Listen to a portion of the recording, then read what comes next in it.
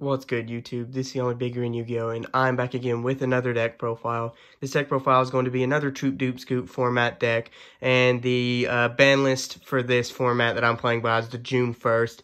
There is a March 1st version, but I personally like the June 1st version better because MSE was limited, and also there's just a few more sets and cards that were released between that time frame that you could play with, so the card pool is a slight bigger.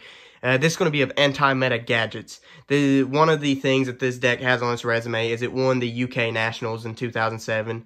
So that's one of the things you can point out. Also, I would like to take a quick thank you to you guys for getting me to 200 subs. Last year, I hit the 100 sub milestone. This year is 200, so I guess I'll shoot for 300 for next year, hopefully. Also, last thing I'll point out, don't worry about my hands. I don't want you guys commenting saying, are you cutting yourself or stuff like that. My hands just do this time of year. They chap up real bad and stuff.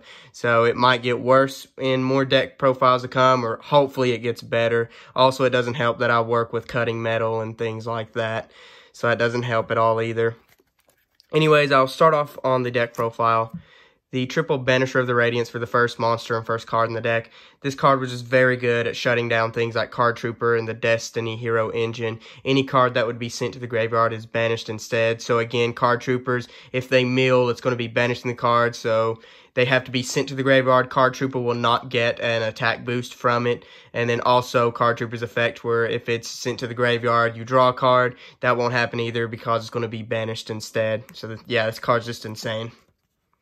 And then for the gadget part of the deck, of course, you're playing the triple green gadget, which lets you grab your triple red gadget, and then the triple red will let you grab your triple yellow.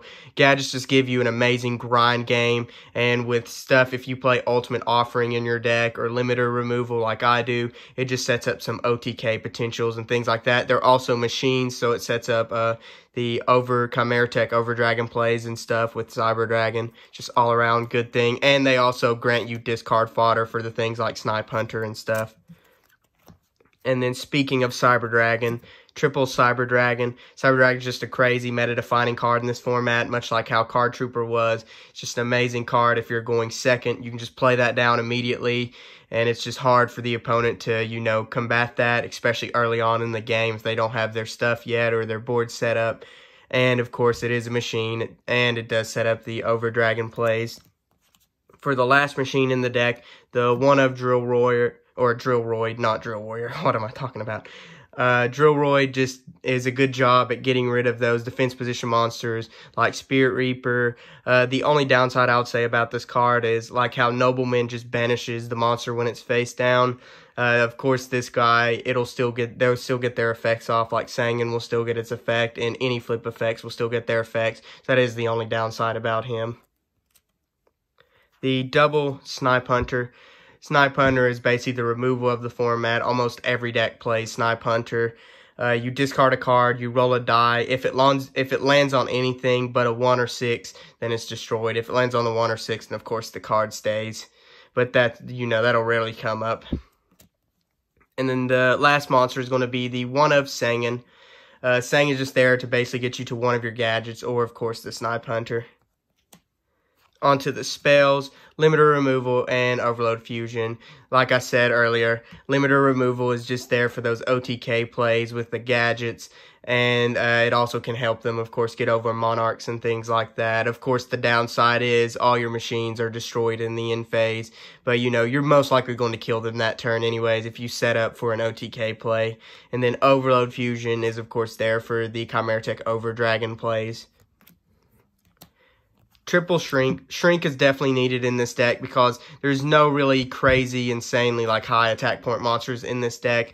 But the great thing about this card is it makes it to where your gadgets can get over things like the Monarchs of the format, Jinzo, or in particularly Green Gadget can suicide with Demok and things like that. So it definitely is a needed card that you need to play at 3.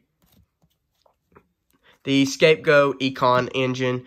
Metamorphosis was legal in this format, but since Thousand Eyes Restrict was banned at this time, you basically win it for the option of using the Scapegoats as fodder for Econ's effect, to where you can take an opponent's monster, and it was basically used just to stall out a battle phase. 2 Smashing Ground. I want to play 3 of this card. The deck that won the UK Nationals did play 3 of this card, but that deck was also playing 43 cards, I believe, or 42 cards, where I wanted my deck to be exactly 40 cards. So I am opting to only play 2, but I wish I could find that room for that 3rd.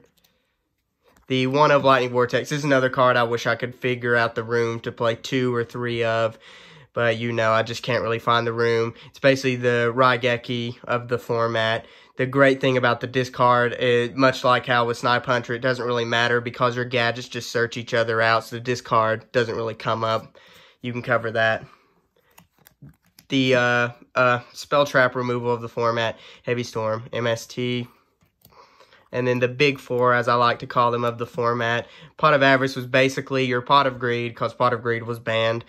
Confiscation, of course, was there to get a card out of your opponent's hand. It was basically the Delinquent Duo of the format, because Duo was banned. Pre-Mat is still here from basically the previous formats. Snatch Steal is still here from the previous formats.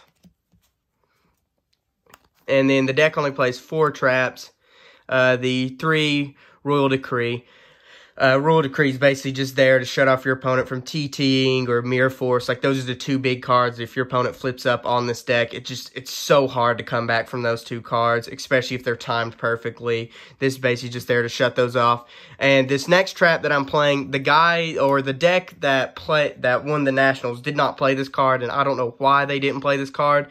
Through testing, every time I've seen this card, I've won that game. But the last card in the deck and the last trap, the one of Ultimate Offering, if you literally just open up an Ultimate Offering and one of the gadgets, and then one of these 2 cards, if your opponent doesn't really have an answer to this, they basically lose the game. You just have one of these, and then, oops, my bad, guys, I didn't mean to hit the camera.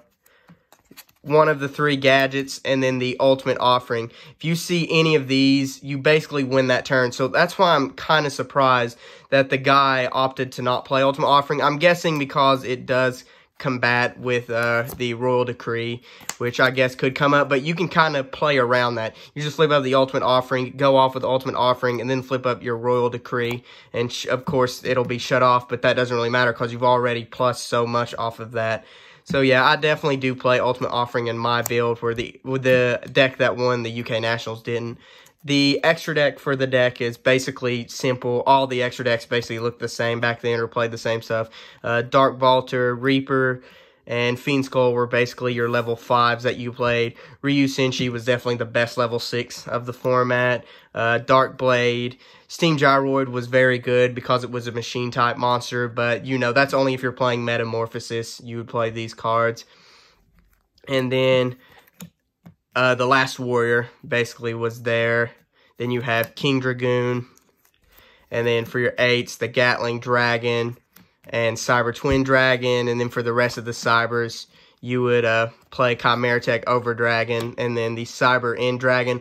Chimera Tech, of course, is the big ones, but in most of the decks, if I had to pick out my big cards that you must have in the extra deck, I would say it would definitely have to be like these 3. These are the 3 big ones that can come up because this can OTK your opponent pretty easily. This basically just controls the pace of the game. And again, this basically is just like a walking OTK. I guess you could kind of throw in Dark Vaulter in there as well as like the big 4 guys that you would want for this format. Anyways, I hope you guys enjoyed this deck profile. Again, thank you for the 200K. I'm sorry for bumping the camera again. And yeah, I hope you guys enjoyed this deck. I will be bringing more of this format. I really love this format a lot. And yeah, it's been the Only Big Green Yu-Gi-Oh! And I'm signing out.